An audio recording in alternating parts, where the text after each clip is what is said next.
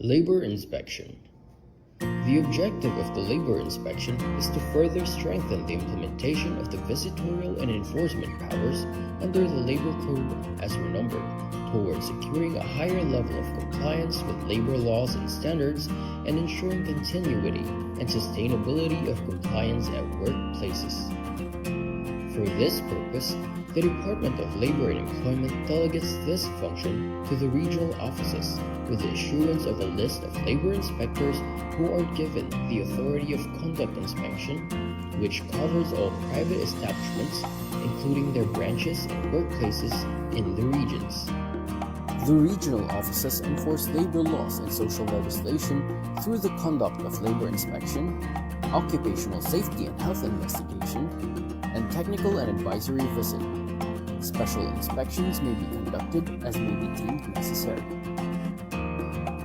With the provision for mobile devices and gadgets, the DOLE developed an inspection management information system.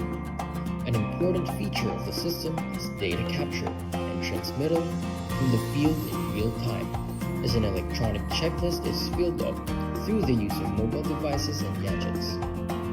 Data are instantly available for viewing and processing to generate reports, statistics, and summons, including real-time monitoring of decent work indicators based on the country's decent work profile. Technical and advisory visit. The TAV, or Technical and Advisory Visit, aims to provide assistance to the micro-establishments, or establishments that have 1 to 9 employees, to be sustainable, productive, and competitive. It also aims to transition our micro-establishments to the formal economy that is profitable, while also complying with our labor laws and occupational safety and health standards. There are different ways or modalities to avail TAB. First is the online method. Establishments can enroll in the self-paced technical and advisory modules through our learning management system. For establishments that opted to go with online, they must accomplish the modules within 1 month from the time they registered. Second is on-site. The DOLE regional, field, and provincial offices conduct on-site or face-to-face orientation for the technical and advisory services, wherein micro-establishments are invited to attend. Third is hybrid setup. Establishments can enroll in on-site sessions and attend virtual meetings or webinars using various online platforms like MS Teams, Viber, Skype, Zoom, or Google Meet.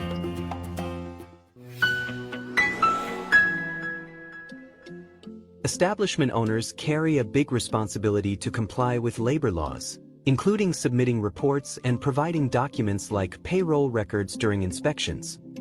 But the manual filing process is a major challenge.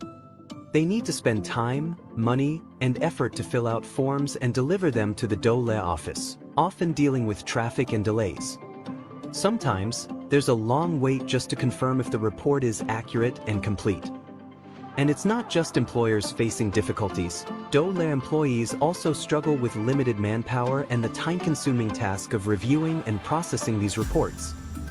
The time has come for change. What's required now is a more innovative, streamlined, and efficient process for handling compliance reports. One that will simplify life not just for businesses but also for DOLE employees. Welcome to the DOLE Online Compliance Portal, your all-in-one platform for seamless compliance submissions, designed to make compliance easier and more convenient for establishment owners. Telecommuting reports? Flexible work arrangement submissions? Reporting the 13th month pay? No problem. Even work accident or illness reports and the annual establishment report on wages, everything you need is now in one convenient portal. Plus, the DOLE Online Compliance Portal now includes the latest requirement for reporting movie and television shoots under Department Order 246, Series of 2024. All your compliance needs in one place, quick, secure, and hassle-free. With the DOLE Online Compliance Portal, registering your establishment is a breeze. Our automatic registration system ensures you are instantly compliant with OSH Standard Rule 1020. Once submitted, your certificate of registration is immediately available for download, saving you time and effort. If your establishment has been flagged for non-compliance during labor inspection, don't worry. Required documents can be submitted quickly and conveniently. And if you're missing certain policies, like a mental health program or OSH program, we've got you covered with downloadable templates. Submit these documents directly through the portal, where DOLE inspectors will review, provide feedback, and keep you on track for compliance. With admin access on the DOLE online compliance portal, the labor inspectors can easily review the submitted reports and documents from the establishments. If further verification is needed, they can schedule an online meeting through Google Meet, all within the portal. This streamlines compliance checks, saving time and making the process more efficient for everyone. It's a smarter, more efficient way to stay compliant and keep your business running smoothly. Welcome to a new era of compliance, simplified, fast, and effective with the DOLE online compliance portal.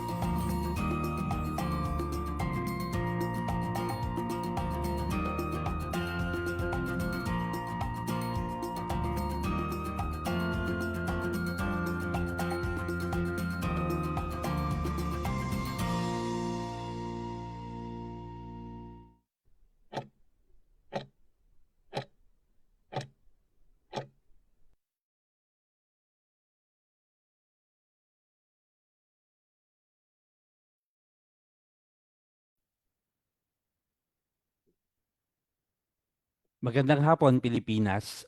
Maraming salamat po sa atin pong mga taga-subaybay sa Luzon, sa Visayas at Mindanao, maging ang mga kababayan po natin na nasa ibang bansa. Welcome sa isa na namang makabuluhang talakayan, this webinar Wednesdays, handog ng Department of Labor and Employment, hosted by the Bureau of Working Conditions. Ako po si Marco Antonio Valeros and I will be your host for today's session. Last episode po, tinalakay po natin ang laban kontra TB. Kalusugan sa lugar ng trabaho, particular kung paano po tayo makaiwas sa sakit na tuberculosis, ano yung mga sintomas po nito at kung anong mga programa ang pwedeng ma-access ng mga manggagawang may sakit na TB tulad ng libreng eksaminasyon at libreng gamot. Ngayon, sa Season 4, Episode 27, ang topic naman natin ay may pamagat na Family Welfare Program 101, Creating a Healthier and Happier Workplaces. Ngunit bago po tayo makapakinig ng atin pong very informative at makabuluhan na lecture po, atin po munang ilagay ang ating mga sarili sa presensya po ng ating Panginoon para sa isa pong panalangin. Let us bow our head and put ourselves in the holiness of God the Father, the Son, and the Holy Spirit. Dear Almighty and ever-loving God, we glorify and thank your name. You have showered us with so much blessings, and your presence continuously remind us of your faithfulness and guidance. May we humbly ask you to shower our speaker today of your greatest inspiration, so that he may share the most of his knowledge, his field of expertise, and to his respective topics. May we also absorb the invaluable knowledge, experiences, and put it into practice that we may learn today. Your infinite blessing would mean the success of this webinar. May we be a living witnesses of your genuine love through the enactment of the knowledge acquired through this activity. We ask this in the name of your Jesus Christ, our Lord and Savior. Amen.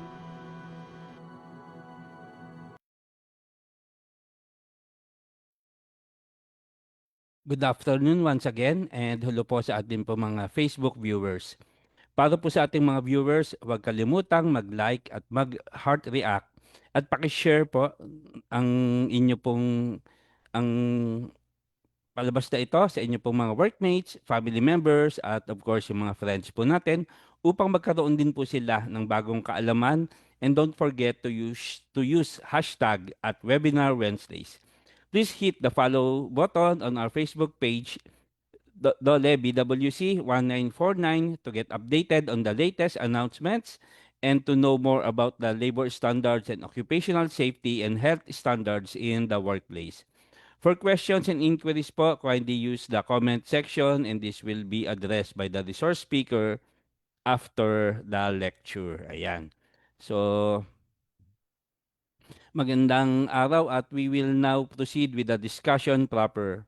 Sa session na ito po, tatalakayin natin ang iba't ibang praktikal na hakbang na maaaring gawin ng employer at workers upang maging healthier at happier ang kani-kanilang workplace. Tuwing August po, pinagdiriwang ang Family Planning Month upang ipromote ang responsible parenthood at reproductive health sa Pilipinas. Ito po ay in response po sa bisa po ng Proclamation number 429 na nilagdaan po ng dating presidente si President Fidel V. Ramos noong July 27, 1994. Kasama po sa mga legal basis po ng ating pong Family Welfare Program, of course, yung Executive Order number 12 na na-issue po noong January 2017. Ito po ay nilagdaan ni dating Pangulo President Rodrigo Roa Duterte upang i-direct ang government agencies na mahigpit na ipatupad ang Responsible Parenthood and Reproductive Health Act para maabot ang zero unmet need for modern family planning. Ang Republic Act number 10354 or Reproductive Health Law na nilagdaan naman ni former President Benigno S. Aquino noong December 2012 at inuphold ng Supreme Court noong Abril ng 2014. Tiniyak po nito ang universal access sa contraception, fertility control, sexual education at maternal care.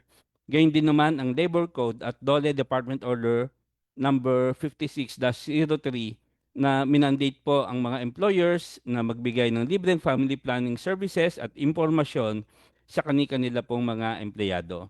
So ano nga po ba ang DOLE Family Welfare Program? Ito po isang workplace-based initiatives na naglalayong mapabuti ang quality of life ng workers at ng kani-kanilang pamilya. Family-centered ang approach nito kaya hindi lang trabaho ang focus kundi pati health, family at overall well-being. Ngayon po ay makapakinig na po tayo ng lecture na may pamagat na Family Welfare Program 101, Creating a Healthier and Happier Workplaces. Pero bago po natin mapakinggan ang atin pong distinguished na speaker po ngayon, ay hayaan niyo po muna akong ipakilala po siya. Isa pong malaking karangalan na ipakilala sa inyo ang ating expert speaker for today, si Mr. Brent Calvo. Siya ay kasalukuyang naglilingkod bilang Senior Labor and Employment Officer mula sa DOLE Bureau of Workers with Special Concerns. Bukod sa kanyang technical work, si Mr. Calvo ay isang seasoned lecturer at resource speaker na nakapagbigay na ng maraming trainings at lektura tungkol sa women's rights, gender and development, family welfare program at Safe Spaces Act. Dahil sa lalim ng kanyang karanasan at dedikasyon sa karapatan at kapakanan ng mga manggagawa, talagang honored po tayo na makasama ngayong araw. Kaya naman salubungin po natin ng isang mainit na palakpakan, although virtually, si Mr. Brent Calvo. Mr. Brent Calvo, the floor is yours. Ayan. Nice to see you again po, sir. Hi, Sir Mark. Gandang hapon po sa ating lahat and it's nice to be back. Nice to see you po ulit. Thank you po. Thank you. Naririnig po ba ako, Sir Mark? Am I audible po? Yes po, loud and clear, Sir Brent. Okay po. Magandang hapon po sa ating lahat dito sa ating online platform. Nahiya naman po ako doon sa introduction na ibinigay ni Sir Mark, pero thank you po for a very warm welcome. And of course, on behalf po ng Bureau of Workers with Special Concerns, under po ng aming director na si Director Leilani M. Reynoso. Nais po muna namin magpasalamat sa inyo po sa organizers for inviting the Bureau of Workers with Special Concerns to be given a platform to present the Family Welfare Program. Now, just a little bit of background patungkol po sa BWSC, sa Bureau of Workers with Special Concerns. Ang Bureau of Workers with Special Concerns po ay isa po sa mga technical bureaus ng Department of Labor and Employment. But specifically po, yung BWSC po, siya po yung naka-task to develop mga polisiya, protektahan yung mga karapatan, and to promote yung decent and productive employment ng mga vulnerable, marginalized, and informal sector workers. Now, specifically po, yung mga target po namin ng mga sectors, kasama po dito yung mga workers with unique workplace or economic vulnerability. So for example, ito po yung mga workers in the informal economy. Kasama na rin po sa aming mga target sectors din po yung young workers and child laborers. Kasama na rin po yung kanilang families. And at the same time, yung mga workers in the sugar and biofuel industry. So yung mga sakada. And kasama rin po sa aming mga target sectors, yung mga women workers. Kasi ang women workers po, meron po sila mga special needs. So kinakailangan po, bigyan din po natin sila ng atensyon dahil regarding in connection din po sa kanilang reproductive role dito sa ating uh, uh, um, reproductive roles sa ating family life. So in relation po dun sa ating topic, yung Family Welfare Program, yung Bureau of Workers with Special Concerns, kami po yung nagsaserve na program manager ng FWP. Now, ang FWP po, sususugan ko po yung sinabi ni Sir Mark, ay isa po sa mga developmental programs ng Department of Labor and Employment geared towards promoting gender-related, family, and women-related concerns. So at this portion po, i-pull out ko lang po yung aking slides para po masimulan na po natin yung ating discussion patungkol sa Family Welfare Program.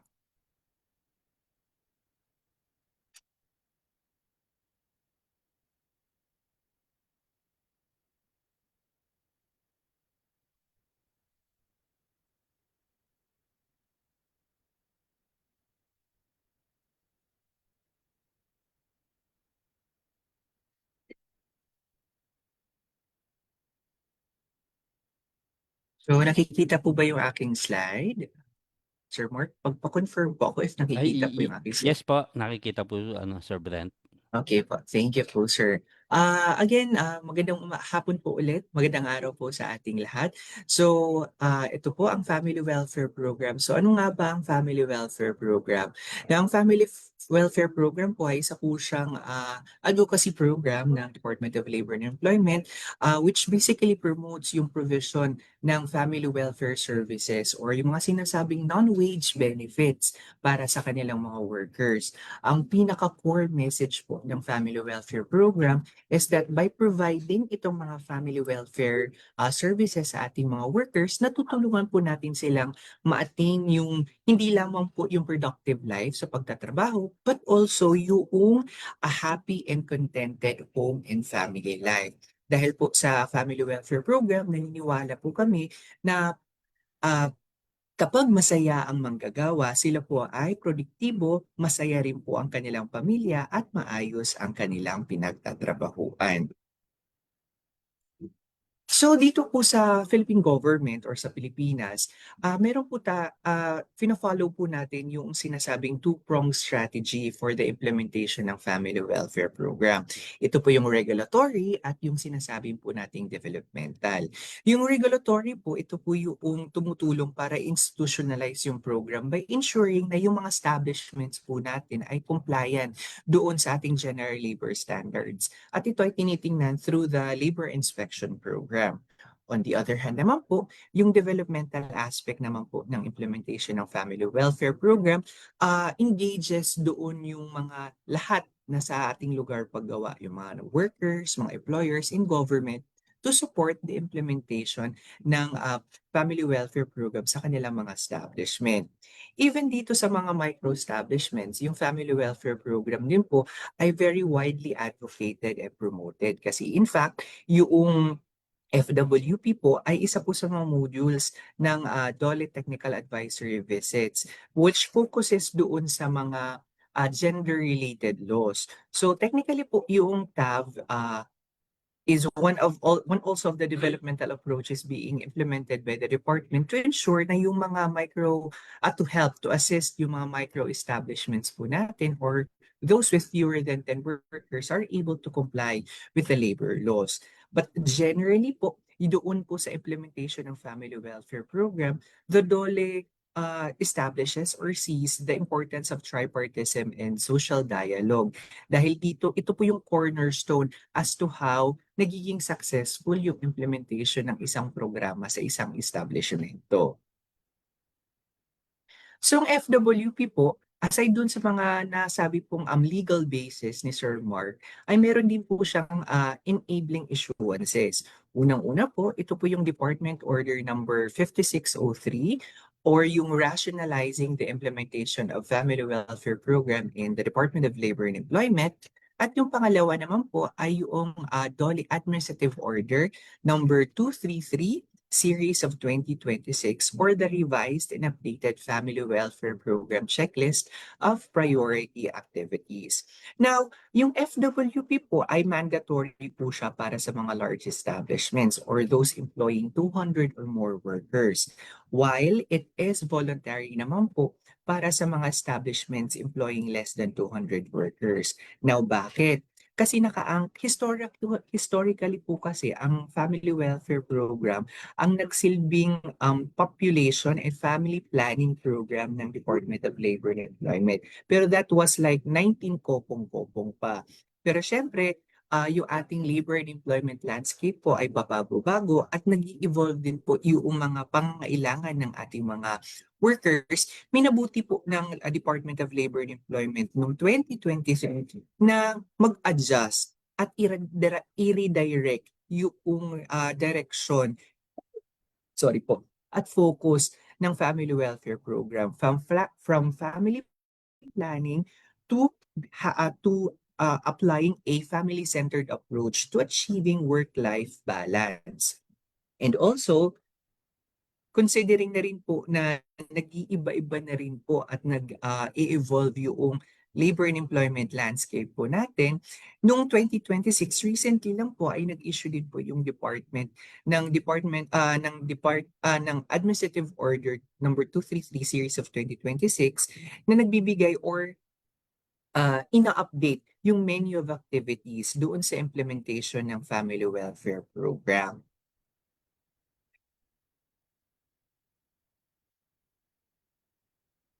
So paano nga ba yung isang large establishment nagiging compliant sa Family Welfare Program? Now, by practice, yung isang establishment po ay magiging considered po na client kung siya po ay nag-i-implement ng 3 dimensions out doon sa 11 dimensions ng Family Welfare Program. Later on sa ating mga next few slides ay i-show ko po, ipapakita ko po yung nasabing 11 dimensions ng Family Welfare Program. Pero dahil nga ito ay pinag-usapan natin ay large establishments, out of the 3, very important po or mandatory na kasama po doon yung reproductive health or responsible parenthood dimension.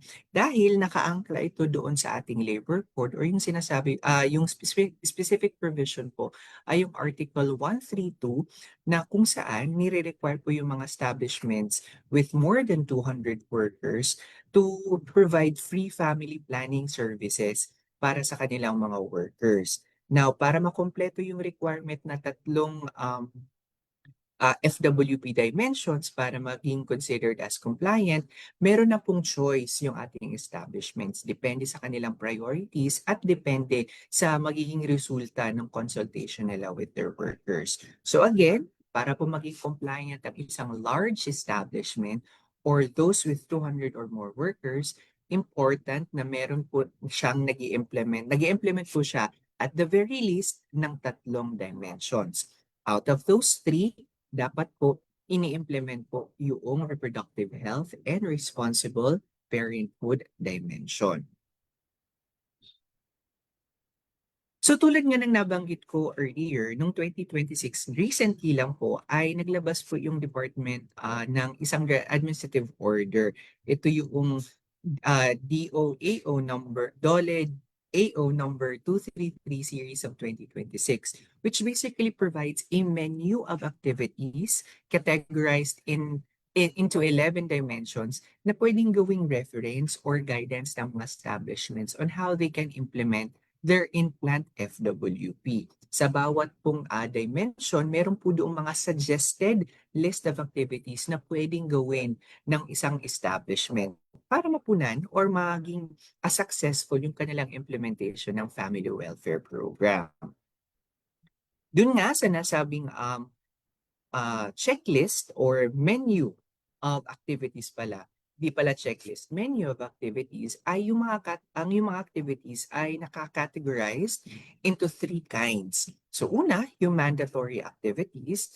Basically, ito po yung mga compulsory na activities na kinakailangan gawin ng isang establishment dahil in response to or in compliance to specific national laws and policies. Now, yung highly recommended activities naman po, sila ay initiatives that support yung implementation ng mga mandatory activities. And yung third, yung other activities naman po, ito po ay additional suggested list of activities to further enhance yung kanilang plant level FWP.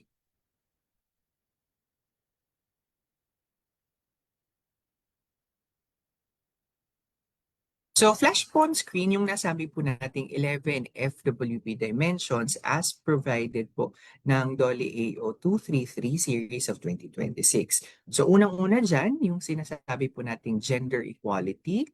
Pangalawa, yung education. Sunod po yung spirituality and value formation, medical healthcare, environment protection, hygiene and sanitation, sports and leisure, housing, nutrition, transportation, education, and reproductive health and responsible parenthood. So again, para po maging compliant ang isang large establishment, kinakailangan po niya mag-implement ng at least 3 FWP dimensions. And out of those 3, dapat may mandatory po yung implementation ng reproductive health and responsible parenthood dimension na para makumpleto yung required na 3 dimensions, pwede na po sila, meron po silang liberty, depende po sa kanilang priorities at sa magiging resulta ng kanilang consultations with their workers kung ano pang dimensions ang pwede nilang i-implement sa kanilang establishment. Now, sa mga susunod na mga slides po ay i-define po natin yung iba't ibang dimensions po ng family welfare program as provided din po noong bagong issuance po, yung AO 233 series of 2026. So yung reproductive health and responsible parenthood na FWP dimension, ito po ay focus doon sa pag-achieve ng state of complete physical, mental, sexual, and social well-being. Basically, it provides activities or programs wherein yung ating mga workers ay nabibigyan ng informed choice and autonomy on how they are over their bodies towards having a healthy reproductive system, including its functions and processes. Kasama rin po dito sa pwedeng maging activities under ng reproductive health and responsible parenthood na dimension ay yung pagbibigay ng mga orientations patungkol sa pagiging responsible parents at pagbibigay din po or iba't ibang klase ng family planning services. So pwedeng orientations, merong ibang establishments kung sila po ay may maraming resources, ay nagbibigay po sila ng family planning commodities. In some cases din po, yung ibang establishments po ay nakikipag-tie up sa mga rural health clinics para po magkaroon ng access yung kanilang workers sa family planning services or family planning commodities. Now, doon naman po sa susunod na FWP dimension, ito po yung education.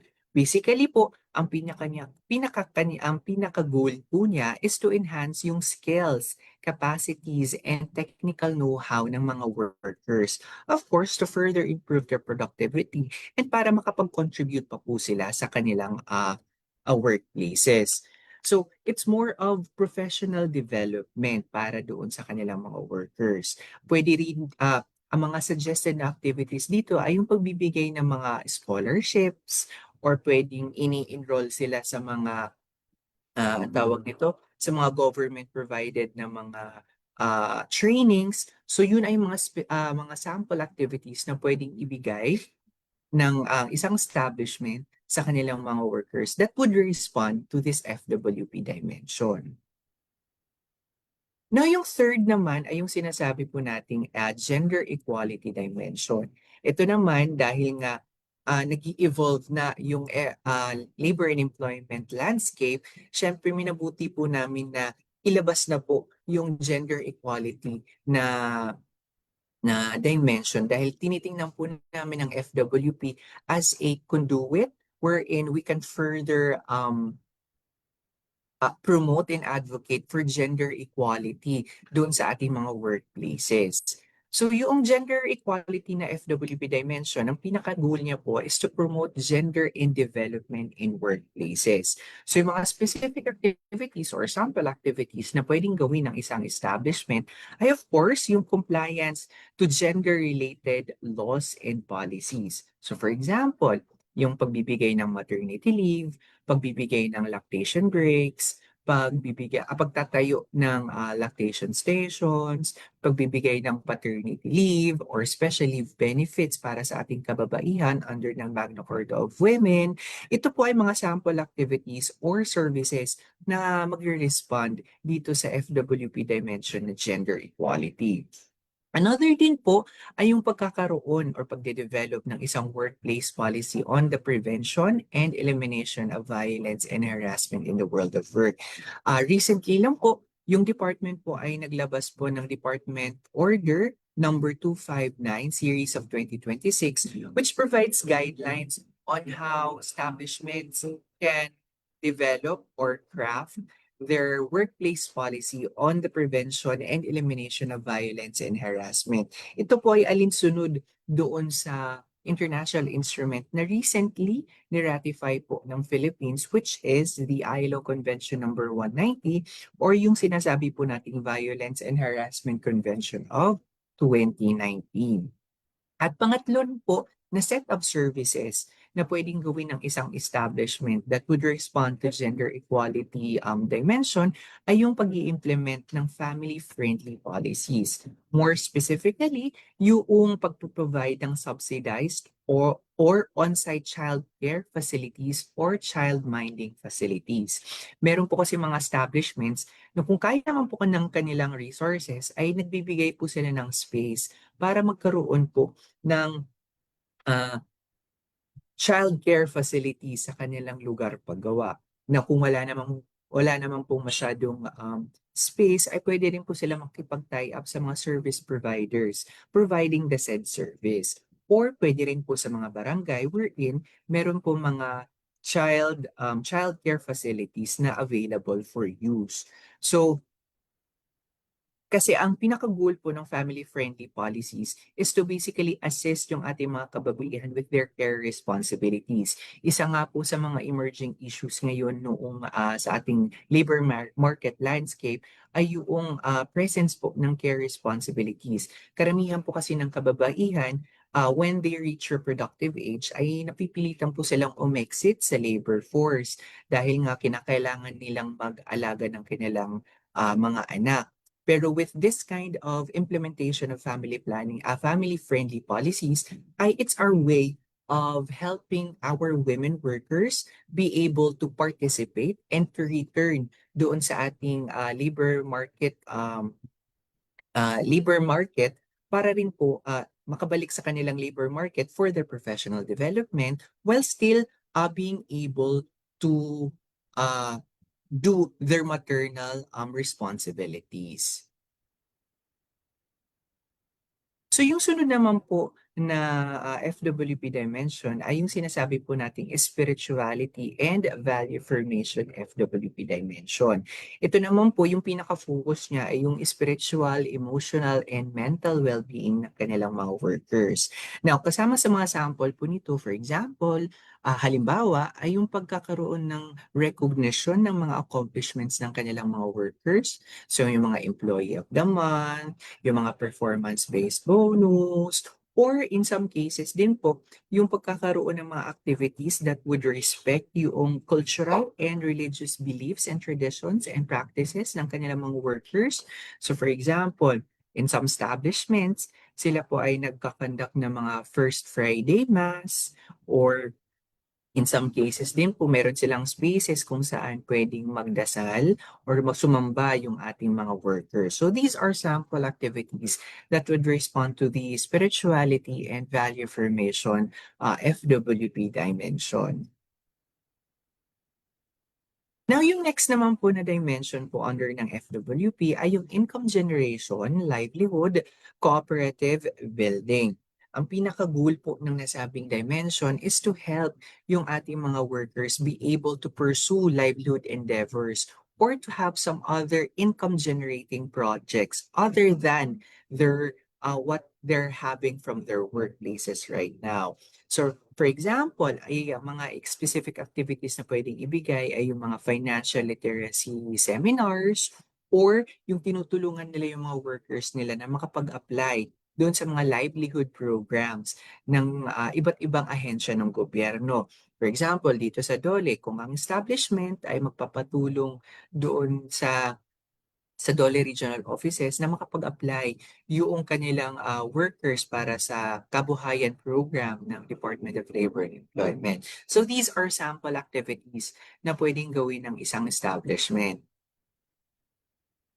Na yung sunod naman po ay yung medical health care. So ang pinaka-focus niya po ay to prioritize yung overall physical well-being of workers. So kasama dito yung develop or pagka-craft ng mga health-related workplace policies. So, mga classic dito na example na activities would be the provision of HMO or even the extension ng HMO services sa mga family members ng kanilang workers.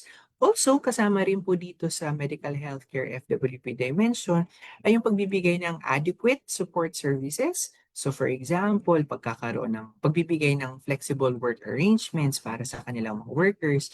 These are a set of services or programs na pwedeng i-implement ng mga establishments that would be considered and respond to the medical healthcare family welfare program policy, family welfare program dimension. So yung sunod naman po na dimension under ng family welfare program ay yung nutrition dimension. Basically, ito naman po ang pinaka-focus niya po is to encourage yung ating mga workers and help them attain proper nutrition and healthy workplace lifestyle. Now, in some cases po, in our experience, may mga establishments po na nag-hire po ng isang nutritionist na pwedeng mag-design ng menu ng kanilang canteen for that specific week. Or meron din po nakikipag-tie up sila sa mga canteens to be able to provide healthy and nutritious foods or meals para sa kanilang mga workers. Na yung sunod naman po ay yung sinasabi po nating environment protection, hygiene, and sanitation. Ito naman po, ang kanyang pinaka-goal is to achieve a safe and healthful work environment and to ensure na yung mga occupational safety standards are being observed. So for example, yung adequate lighting, pagkakaroon ng potable water na readily accessible ng kanilang mga workers, yung pagkakandak ng 5S, pagkakaroon ng mga readily accessible na mga facilities in case of emergency, and other seminars that would help them be safe and healthy sa loob ng kanilang mga workplaces. So kasama rin po dito yung pagkakaroon ng policy on tuberculosis, HIV, drug-free workplace, mental health policies. So kasama siya dito. Another one naman po ay yung FWP dimension on sports and leisure. Basically, ito yung ang pansin po namin isa sa mga sikat na dimension ng FWP. Kasi sila po ay nagbibigay ng opportunities para yung workers ay makapag-break mula sa kanilang mga pagtatrabaho. So, encourages healthy workplace bondings. So yung mga usual na activities na ginagawa ng ating mga establishments ay yung pagkakaroon ng mga sports fest, pagkakaroon ng mga uh, outside activities really now concerning health and fitness. So yung pagkakaroon naman rin ng mga Zumba sessions. Pag super mayaman naman po yung ating establishment ay meron silang mga designated gym equipment or gym room para sa kanilang mga workers. Now, yung next naman po ay yung housing. Hindi po ibig sabihin nito na magbibigay po yung establishment ng pabahay. Basically, ang goal lang naman po nito ay mabigyan po ng spasyo yung ating mga workers para po sila ay makapagpahinga or makapag-rest. So, for example, sa mga hospitals or mga BPOs, meron po mga designated na areas or napping areas para po sa kanilang mga workers. Now, for example, kung napakalayo po ng kanilang workplaces mula sa kanilang kung saan sila nakatira sa kanilang residence, may ibang mga sorry po. May ibang mga establishments, sorry po. Ibang establishments na nagbibigay sila ng temporary housing na mas malapit doon sa kanilang workplaces. Or in some cases naman po, may mga establishments po na tinutulungan yung kanilang mga workers para maka-acquire ng financial assistance para po makakuha sila ng pabahay. So for example, yung mga housing loans or magpapa-orient sila sa pag-ibig on how to acquire or to paano sila makakapalay doon sa housing programs ng pag-ibig. Now, yung last po na FWP dimension ay yung sinasabi po nating transportation. It could be yung pagbibigay ng transportation or yung pinakasikat po ay pagbibigay ng transport services para sa kanilang mga workers. Ito po ay napapansin po namin, for example, sa mga workplaces or establishments na kung saan napakalayo po ng mga tirahan ng kanilang mga workers. Nagbibigay po sila ng bus or nagpo-provide po sila ng bus or shuttle services para sa kanilang mga workers. So kapag po ang isang establishment ay naging interesado po sa pag-implement po ng Family Welfare Program, ang pinaka-sure way para ma-implement po yung Family Welfare Program ay kinakailangan niya pong mag-establish ng isang Family Welfare Committee or similar welfare-based special body. Now, in some cases po, pag yung isang establishment po organized or unionized, pwede naman po nila itong i-lodge doon sa kanilang LMC. Or kung hindi kakayanin na magkaroon ng specific FWC, ay pwede naman po nila itong gawing adjunct committee ng kanilang OSH committee. So nakikita po namin ito sa mga establishments. Ang importante lang po ay meron pong specific group na magpaplano, mag-i-implement at mag-oversee at mag-monitor ng implementation ng in-plant FWP. So ito po yung proposed composition ng Family Welfare Committee. Of course, kinakailangan lahat po ay involved or represented doon sa nasabing committee. So dapat merong representatives from the management, from the labor, and from the plant clinic or health and safety officer.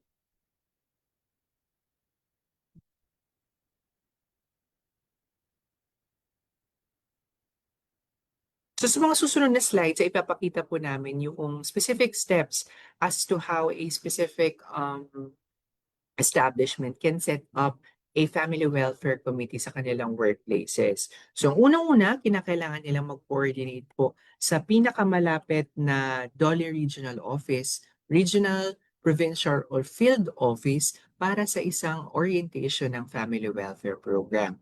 Then, upon the assistance po ng nasabing Dolly Office, ay pwede po silang mag-organize ng Family Welfare Committee which is composed of management workers and clinic workers. Then after which, kinakailangan po nilang i-determine kung ano yung mga specific particular needs ng kanilang mga employees. So kinakailangan nilang magkaroon ng consultation with their activities. Kasi itong mga specific na needs ay magiging reference po nila doon sa magiging priority dimensions po nila. Now, kung sila po ay large establishments, again, kinakailangan po na yung mga services relay or programs related to family planning ay dapat kasama doon sa mga dimensions na pipiliin po ng isang large establishment. Now, depende na po sa magiging resulta ng kanilang consultations, ay may liberty naman po yung establishment para mamili ng iba pang dimensions na kanilang i-implement. However, since voluntary siya for establishments with less than 200 workers, may leeway po yung ating mga establishments to choose which from the 11 dimensions ang kanilang i-implement. Now, pag meron na po silang dimensions, meron na po silang FWC, kinakailangan na po mag-provide ng necessary support and assistance at the same time resources para ma-implement po yung kanilang in-plant family welfare program. And of course, to further enhance and maging sustainable po yung implementation ng family welfare program sa kanilang mga establishments, ay kinakailangan din nilang mag-seek ng assistance from other concerned government agencies and non-government agencies. Hindi naman po ito solo flight ng isang establishment. Although kung meron naman po silang network, why not? Pero they can also seek the assistance ng mga focal persons po namin sa regional offices, sa provincial at saka field offices, mga focal persons on family welfare program, dahil pwede po silang magbigay ng leads as to what specific agency or government office ang pwede makapagbigay ng nasabing service. So for example, kinakailangan nila ng resource person on family planning na pwede pong i-direct kayo ng ng regional, DOLE regional, provincial or field office sa pinakamalapit na PAPCOM office. Na kung nutrition naman po, kailangan po nila ng resource person sa pinakamalapit po na National Nutrition Council, or in terms of health, mental health programs ay pwede rin silang magpa-assist sa DOLE regional office para i-direct or i-connect sila sa pinakamalapit na DOH office. Now, as provided po sa nasabing DOLE DO 233 series of 2026, pinaka-preferred po or ini-encourage po yung ating mga establishments na i-include yung mga family welfare services sa kanilang CBA. Mas maganda po kasi siya na pamamaraan para to ensure na meron pong adequate support and resources ang mabibigay doon sa mga family welfare services ng kanilang establishment. Of course, in terms of sustainability of the implementation of the program. Kasi again, emphasize lang po namin, yung family welfare program thrives in the context of tripartism. Kasi again, tinitingnan po ng department ang tripartism and social dialogue as cornerstones on how a specific program or policy becomes successfully implemented in the establishments. Again, ang pinaka-goal po ng family welfare program is through the provision of family welfare services, natutulungan po natin yung ating mga establishments hindi lamang para maging productive, but at the same time, ma-achieve nila yung happy, contented home and family life. Ika nga, sa FWP, produktibo ang manggagawa, masaya ang pamilya at maayos ang pinagtatrabahuan. Pero again, doon po sa tripartism na concerted effort between the management, the labor, and the government, yung may malaking role doon or pinakamalaking ambag ay yung management. Dahil sila po yung nagdadirect, sila po ang may decision-making powers as to how the program will be implemented. Sila po ang magde-decide kung anong resources, anong mga kinakailangan ng mga needs ang pwedeng ibigay para pa mas maging sustainable yung implementation ng family welfare program. And of course, as flashed on screen, yung mga employers po, ang kanilang role is number one, to establish a family welfare committee and to provide support, assistance, and resources to the implant FWP and of course to the workplace FWC. Si Dolly naman po, kami naman po, ang role namin is to promote yung family welfare program and to emphasize yung benefits ng pagkakaroon ng non-wage benefits para sa kanilang mga workers and how it impacts their productivity and work-life balance. So just a little bit of review, yung family welfare program, ito po yung kanyang enabling issuances or dito po siya nakaangkla. Una po, yung Department Order 56/2003 and which rationalizes the implementation po ng family welfare program sa department at yung DOLE AO number 233 series of 2026 or the revised and updated family welfare program checklist of priority activities which provides a menu of activities na pwedeng gawin ng isang establishments to be compliant or to be able to successfully implement their family welfare program.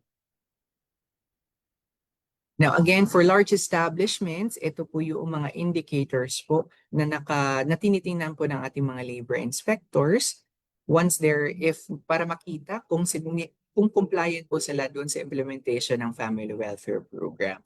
So kinakailangan meron po silang family welfare committee at nag-i-implement sila ng at least 3 dimensions ng FWP with the reproductive health and responsible parenthood as the compulsory dimension. So ito po yung legal and policy framework for large establishments. Compulsory po yung RPRH at yung gender equality. For the other naman dimensions ay optional siya. But for establishments with less than 200 workers, optional po yung RPRH, compulsory naman po yung gender equality, and for the other naman po, other dimensions ng FWP ay optional. Nagtataka siguro kayo bakit sinasabi na yung establishments with less than 200 workers, optional naman yung implementation ng FWP, pero required silang i-implement yung gender equality dimensions. Kasi again, yung mga nakalagay po na activities or services under ng gender equality dimension ay in compliance doon sa mga national laws and policies. Specifically, like we mentioned earlier, yung pag-provide ng maternity leave benefit, pagbibigay ng lactation breaks, pagtatayo ng lactation facilities, pagbibigay ng paternity leave, and other gender-related non-wage benefits ay pasok dito sa gender equality dimension. So siguro dyan na po nagtatapos ang aking presentation. Maraming salamat po sa pakikinig. And on behalf po ng aming director na si Director Leilani M. Reynoso, thank you very much po sa lahat at magandang hapon po. Back to you, Sir Mark. Okay, thank you very much, Mr. Brent Calvo, for that thorough, informative, and lively presentation. I'm sure po na marami pong natutunan ang ating pong mga tagapanood. Na kahit ako po ay marami po akong natutunan. Ano po. Ang key takeaway ko po sa presentation mo, Brent, ay ang Family Welfare Program ay hindi lamang compliance requirement. Ito ay paraan para maging mas healthy, productive at family-friendly ang workplace, no?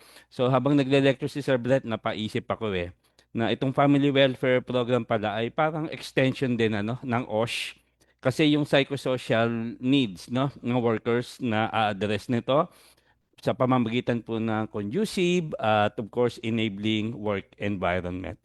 If you would allow me, Sir Brent, i-share ko lang po yung yung compliance data ng ating pong family welfare program for 2025 at January to July of this year. Last year po, meron po tayong 97.15 na compliance, mataas po. At nung January to July of 2026, 95.81% naman po, no? Sa mga establishments na visit, na inspect po ng DOLE ay ito po yung lumabas na po. Siyempre, nakita natin parang tama si Sir Brent, institutionalized na, established na yung yung family welfare program sa sa mga large establishments. Although hindi tayo tumitigil, patuloy pa rin tayo sa pag-advocate niyan. Pero nabanggit din po, no, na yung below 200 na establishments nagre-reach out na rin po tayo, no. Particularly sa TAV noong last year po, na-reach na po namin ng 102,077, at nung January to July of this year mas mataas to, no, 169,278, no. Part po ng atin pong orientation sa ating po mga TAV, no, yung technical assistance visit para sa mga micro-establishment, ay ang Family Welfare Program, no, para magkaroon sila ng ng kaalaman na may mga libre pa lang mga family planning commodities, no, sa kanilang mga health center. At of course, sabi nga ni Sir Brad, pwede ring mag-invite ng mga resource person sa kanila. At of course, no, na kikita natin na effective yung ating programa dahil ang fertility rate natin, sangayon po sa Daily Inquirer, na nabasa ko po, 1.7 ang ang rate, fertility rate natin. Ibig sabihin, kada nanay, no, less than dalawang bata ang meron po sila. So maganda po 'yon. Pero of course, no, gusto rin natin, ang sabi kasi ng pag-aaral, dapat at least dalawa para ma-sustain yung generation. Okay, so proceed na po tayo sa Q&A. Alam ko po na marami po ang interesado na magkaroon po ng mga kalinawan sa atin pong discussion po. Okay, question number 1 po. Paano po magsimula ng family welfare program? Sino ang maaaring mag-initiate nito sa company? Okay, so nabanggit na rin po ito ni Sir Brent kanina, pero siguro naitanong po ito Sir Brent ng hindi mo pa siya na-discuss. Pero maganda po, no, ma-reiterate natin kung paano po ba mag-start po ng family welfare program sa kanila pong mga kumpanya. Okay, thank you, sir.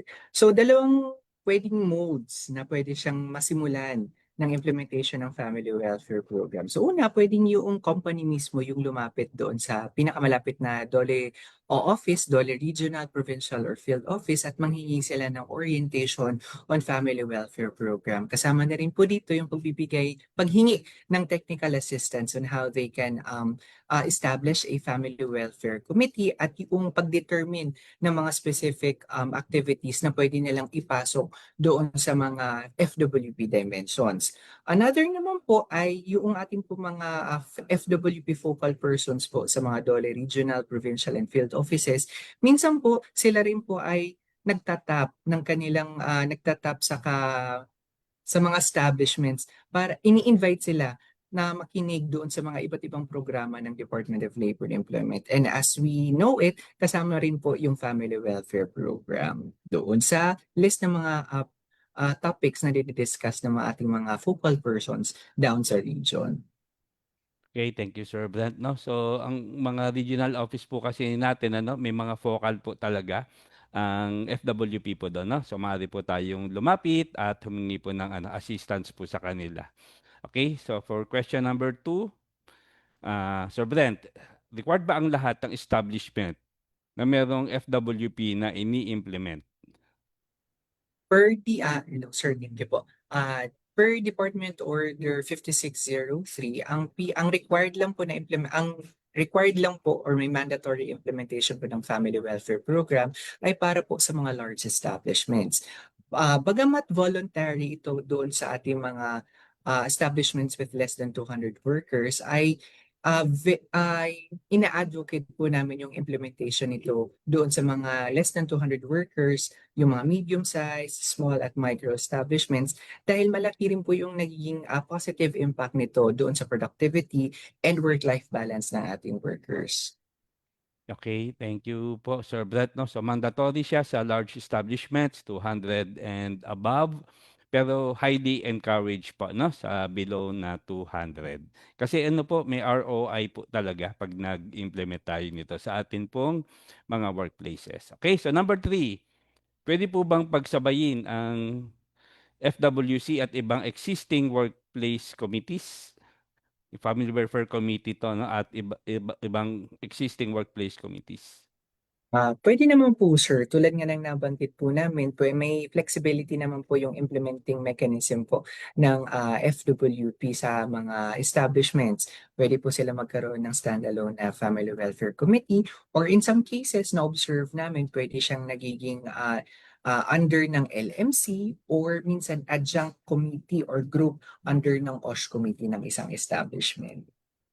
Ayan, so puwede naman po 'no, kasi ano naman 'yan, mahirap naman kasi kung masyadong marami, ang mga programs, mga activities minsan, magkakaano naman 'yan, tawag diyan, magkakakambal. So pupuwedeng ano na, Magkakadugsong, opo. ayun, puwedeng gano'n na rin 'no, para mas madali ang coordination, ayan. So next po, number 4, paano po namin malalaman kung alin sa 11 Family Welfare Program dimensions ang dapat naming unahin? May minimum number po ba ng FWP activities na kailangang ipatupad ng establishment?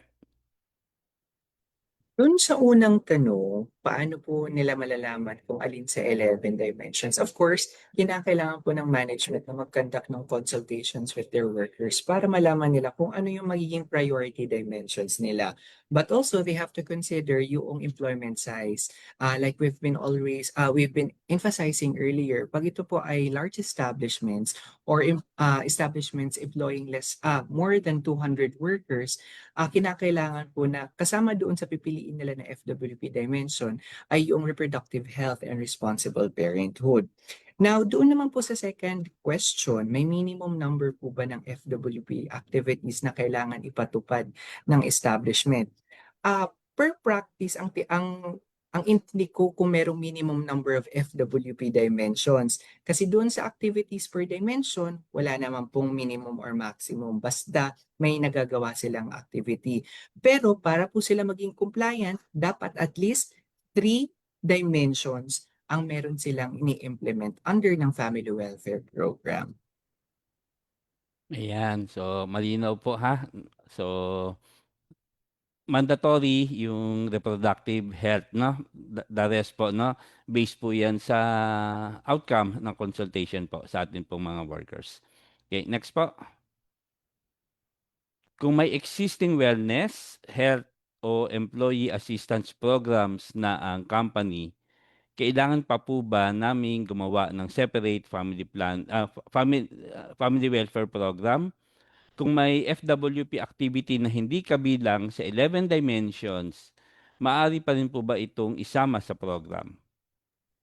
Ito nga po, thank you sir. Ito nga po yung medyo parang comedy part kasi alam po namin na ginagawa na po ito ng mga establishments. Minsan pag dinidiscuss po ng aming mga regional, mga focal persons doon sa regional offices, ang FWP, doon nare-realize ng mga establishments, ginagawa naman po namin yan. Kinakailangan lang pangalanan na yung nasabing program po nila ay FWP.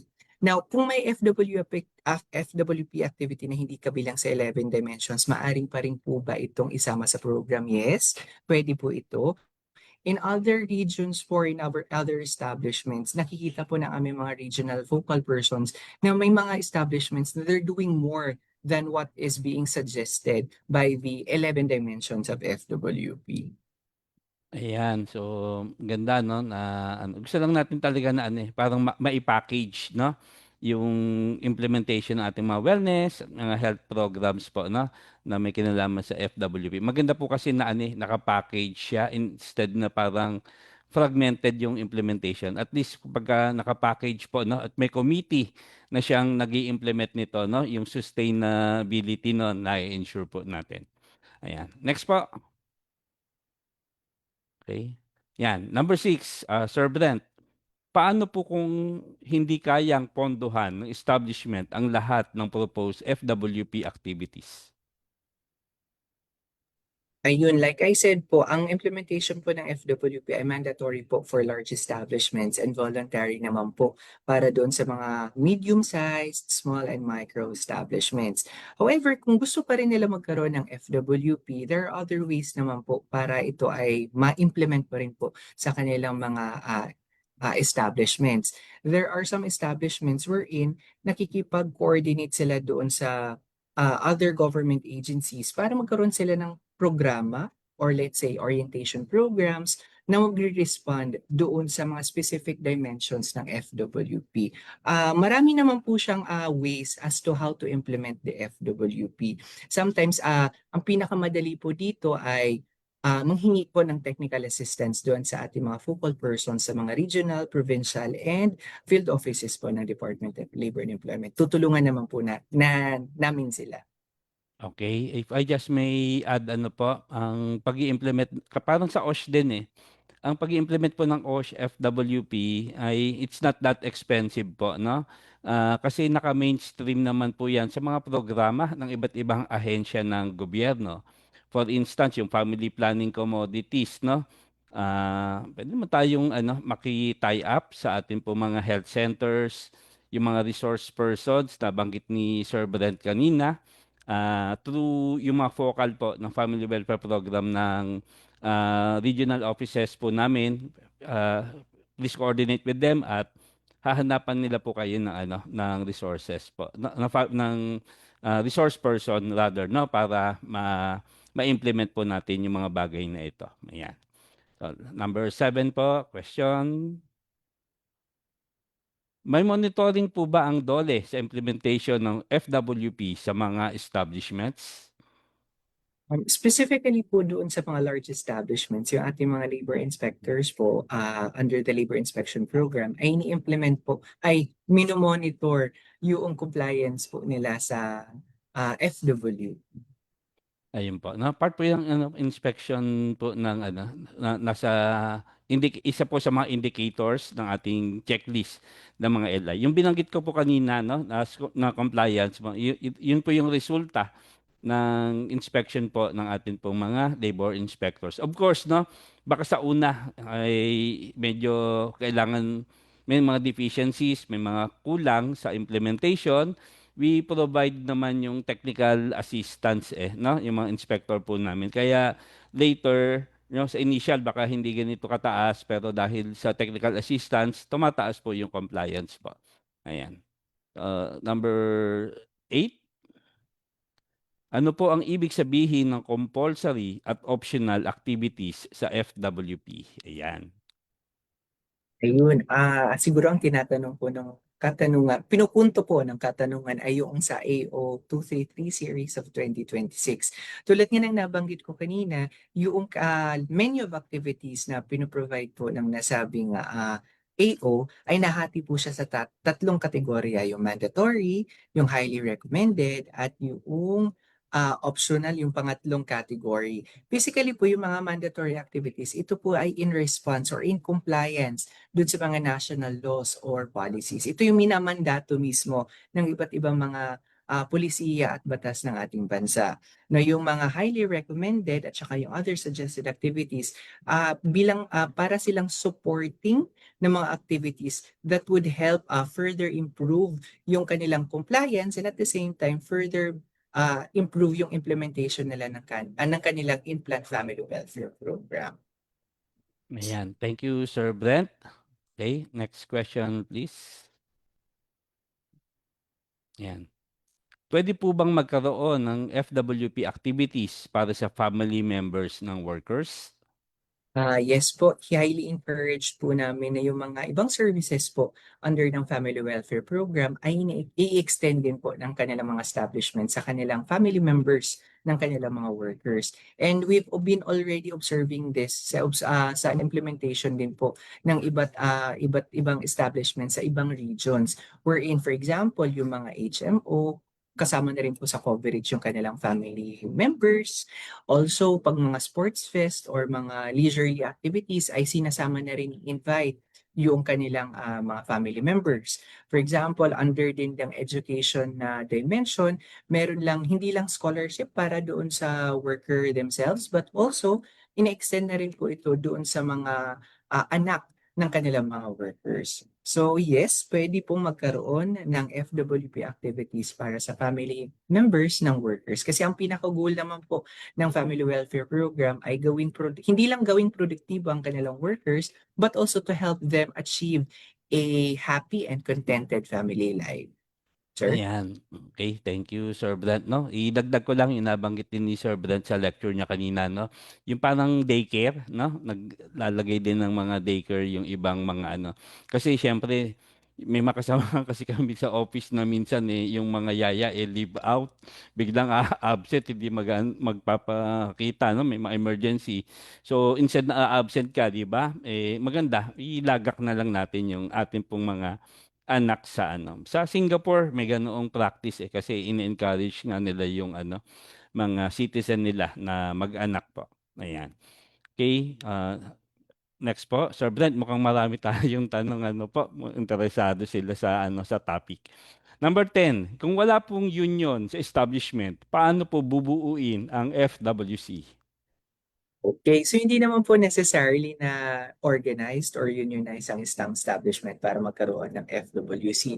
Ang importante lang naman po ay magkaroon sila ng isang committee wherein represented yung may representation coming from the management, from the labor, and from the plant clinic workers. And at the same time, yung kanilang OSH officer, OSH officer, safety Ayan. officer pala. Usually po, no, kung parang sa ano rin yan, sa OSH committee, kung walang union, nagbobotohan sila, no, kung sino yung uupo. Ayan. Next po. Ayan. Is this applicable for government agencies? And Ah, ang scope lang po ng Family Welfare Program ay yung na hinahawakan or binabantayan po ng Department of Labor and Employment ay yung private agencies. However, if may mga government agencies na nakapakinig ng itong session na ito at gusto rin po nila magkaroon ng Family Welfare Program, ay very welcome naman po nilang kaming i-implement nila yung FWP sa kanilang mga ahensya at opisina. okay, if I may share na, may counterpart na ano hindi naman family welfare ang tawag doon, no, pero yung working conditions, no, na ano, MC-33 series of 1997. Ayun, naka-enumerate doon yung mga marami silang ano doon, enumeration ano kung ano yung mga programa na pwedeng i-adapt ng atin pong mga government agencies. Ayan. Number 12 po. Meron po ba dapat kami i-comply na form or template from DOLE as part of the compliance of our company? In terms po doon sa set up po ng FWC, yung ating po mga regional offices na magbibigay po ng technical assistance ay meron pong pinapakita na form yung nasabing menu ng activities. Pwede po nilang gawin itong guidance or in some cases, yung focal person po ay pinapa-fill out doon sa establishment kung ano mga specific activities ang pwede nilang gawin or ginagawa na nila para maging compliant doon sa FWP. Ayun. So maliban po no sa ano, if I may share lang po no, kada region alam ko may parang ano rin yan parang association na no ng mga companies na may mga family welfare no. So maganda rin po mag-join po tayo doon at least yung mga good practice na ibang company pwede nating ma-emulate yan.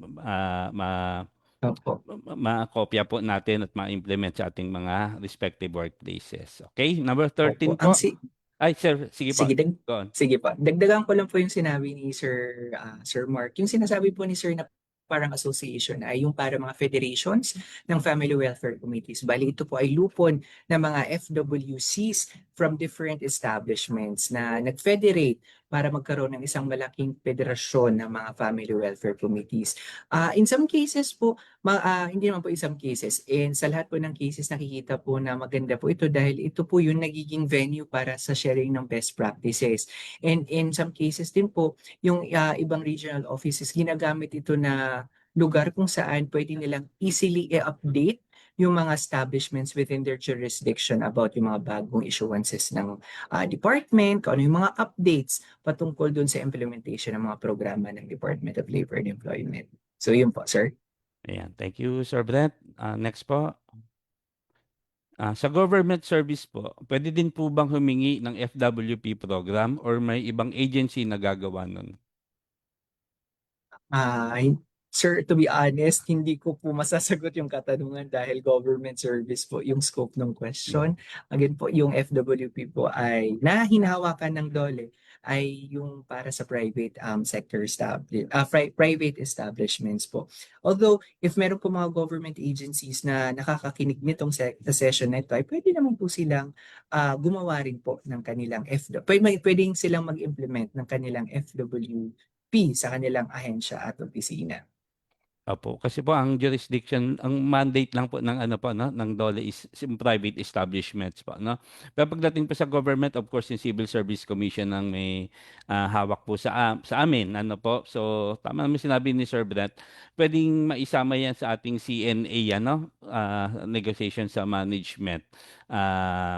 Pagka, okay, CNA season na, ano na, renewal, ayan. So, pwede siyang maisama. At of course, guided din naman tayo ng MC33 ng Civil Service Commission po. Okay, next po. What if nakapag-conduct na before ang DOLE ng orientation way back 2017? Need pa din ba ma-implement ng reorientation or no need na po? If meron na po silang FWC, pwede pa rin naman po sila mag-seek ng technical assistance sa DOLE regional offices sa mga FWP focal persons, not necessarily for pwedeng reorientation or pwede rin po to further enhance yung family welfare program po nila. Kasi nga, again, yung labor market landscape po natin ay nagbabago at yung programa rin po, yung FWP rin po ay constantly changing to respond doon sa mga ever-changing needs ng ating mga workers. Yun po, sir. Ayan, thank you, Sir Brent. No, lalo na siguro kung nagbabago din yung ating mga officers, baka kailangan din nilang ma-reorient po. Okay, so next po. Kapag school po, required po ba ito? Kasama din po ba ang mga non-teaching personnel ng City Hall at naka-assign sa schools? Ayan. Kung yung school ay private agency at private school po siya at large establishment po siya, meron po silang 200 or more workers, yes, required po ito, mandatory po ito under ng Department Order 5603. Na yung kasama po yung non-teaching personnel. Now, the private establishment has the prerogative naman po, pwede itong i-extend doon sa mga naka-assign na mga workers sa kanilang lugar paggawa. Okay, so thank you, Sir Brent. Next po. Pwede po ba makonsider ang free contraceptives as part ng reproductive health program, and is there any government facility na pwede lapitan for free contraceptives? Okay. Regarding po dito sa question na ito, yes, considered po ang pagbibigay ng free family planning commodities tulad ng contraceptives as a form of an activity or service under ng reproductive health and responsible parenthood FWP dimension. Hindi ko lang diniscuss yung specific na mga activities per dimension, pero pakikita po nila ito doon sa A0233 series of 2026. Now, dun sa susunod na question po, is there any government facility na pwede lapitan for free contraceptives? Per experience po ng mga regional offices po namin, ang mga ibang mga establishments ay nakikipag-tie up sa mga RHUs or sa mga field offices ng DOH para magkaroon sila ng access ng free contraceptives para sa kanilang mga workers. Ayan, thank you, Sir Brent. Ayan. So next po. Number 17, ang implementation po ba ng FWP is pwedeng ipasok sa gender and development programs? Depende po yun sa GAD programs po nila. Pero pwede rin po siyang the other way around. Yung implementation ng FWP ay papasukan nyo po ng mga gender programs, gender and development programs po nila. Since considering out of the 11 dimensions provided by FWP, isa po sa mga dimensions ay yung gender equality. Ayan, thank you, Sir Brent. No? Kasi yan, sa preset niya, no, under si GAD ng FWP. Pero depende rin sa setup, no, as mentioned by Sir Brent. Kasi sa government, kasi mas malaki ang funding ni, ni GAD. No? So, yun baka puwede naman 'no, kung sa government, ayan. Pero of course, depende sa setup. Next po, 18, DOH Health Workplace and FWP. Anong difference po, parang overlapping din po? The Ito DOH po, Healthy Workplace, okey. dito po sir, yun po ang limitasyon ko po dahil hindi po ako familiar doon sa policy ng DOH on healthy workplaces. But I think if tama po ako ng alala, ito rin po yung pagpo-provide din po ng iba-ibang policies and programs that would help um, ang tawag dito, to achieve a bodies or healthy workers sa kanilang mga workplaces. Pero hindi po ako well versed dito sa policy po ito ng Opo, DOH. opo, if I may po ano, Sir Brent, ang Department of Health kasi mayroon din silang programa both sa public at sa private sector 'no. Yung healthy workplace settings na tinatawag. Meron silang 7 dimensions at yung 7 na yon, kasama po doon yung reproductive health, opo. So tama naman po, may kaunting overlap din po kasi nire-require ang mga companies na magkaroon po ng programa sa reproductive health and responsible parenthood. Pero of course, ang nakikita ko po kasi si FWP, ano parang but wait, there's more, no? Meron siyang another 10 na dimensions na pwede kang mamili doon ng at least 2 or better kung mas marami para mas ma-implement na ma-package yung buong program. So, wala naman pong problema kung magkakaroon po ng overlap. Sabi nga nila, the more, the merrier. And of course, synergistic yung magiging effect po noon. Ayan. So, parang hitting two birds with one stone din yan po, no? Nagiging compliant po tayo with FWP and at the same time, si Healthy Workplace, ano po kasi ng DOH, no? Healthy Workplace Settings, no? May award po sila, no? Na ipo-provide, no? Sa mga companies na compliant. So, nag-comply na tayo sa FWP requirement ni DOLE and sa DOH naman nakakapag-comply din tayo at of course no yung award baka secondary na rin po 'yon no.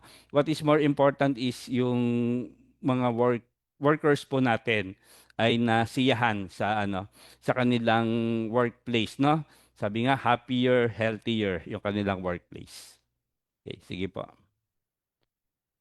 Ay, yun. So, okay. So, thank you very much, Sir Brent. Pero wag ka munang aalis ha. Meron pa akong ano po sa iyo, last words na hihingin mamaya. Okay, so once again, a huge thank you to Mr. Brent Calvo for being with us today. So, do you have any final thoughts, Sir Brent?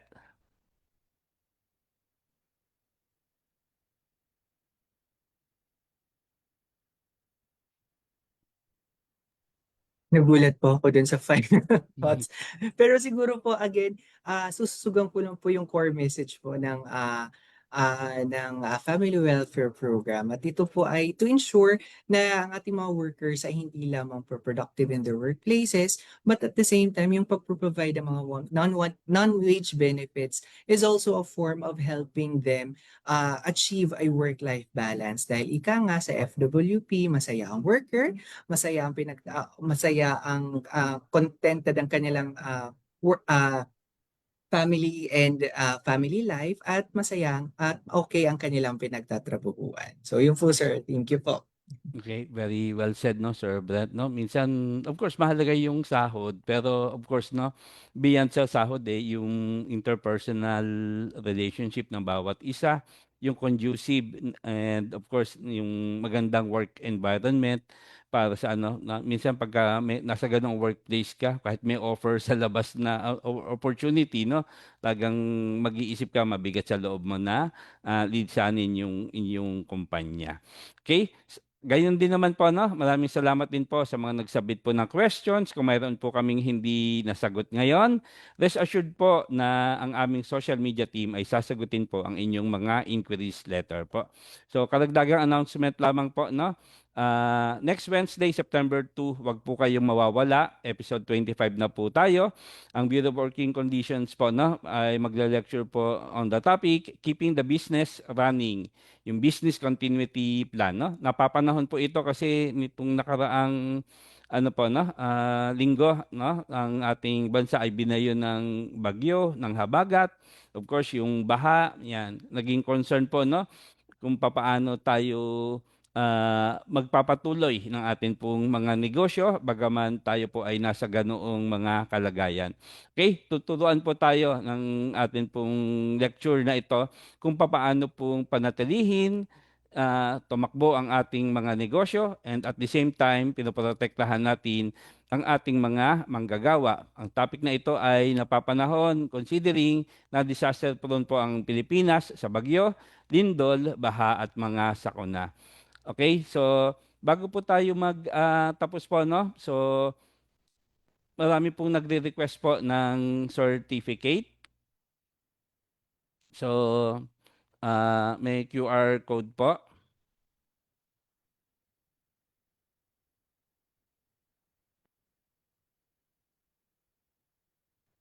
Ayan po, no?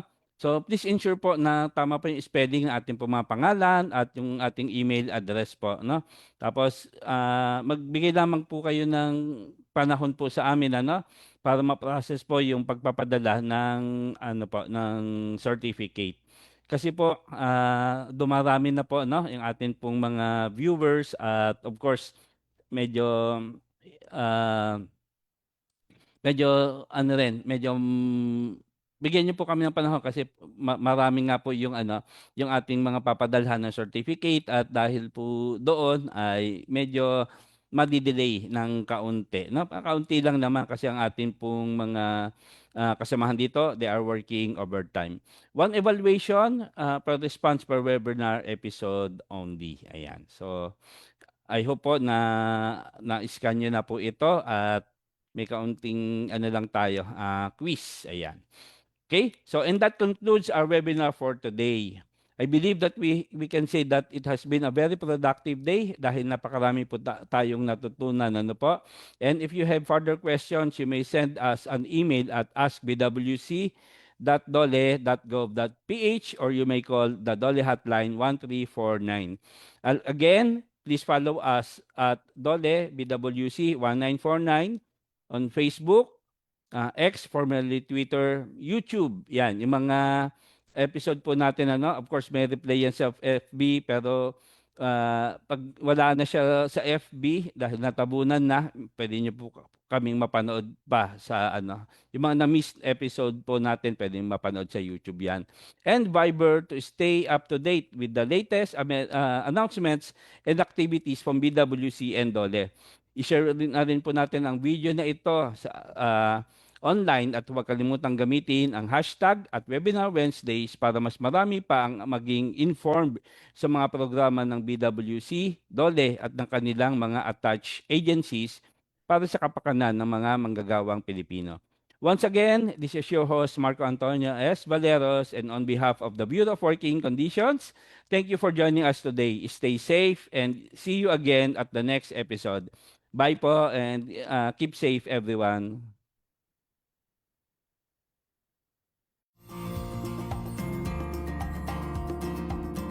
Para sa mga katanungan at karagdagang impormasyon, maaari po tayong tumawag sa Dole Hotline 1349 o sumuni sa mga Dole Regional o Field Office na nakakasakop sa inyong lugar paggawa.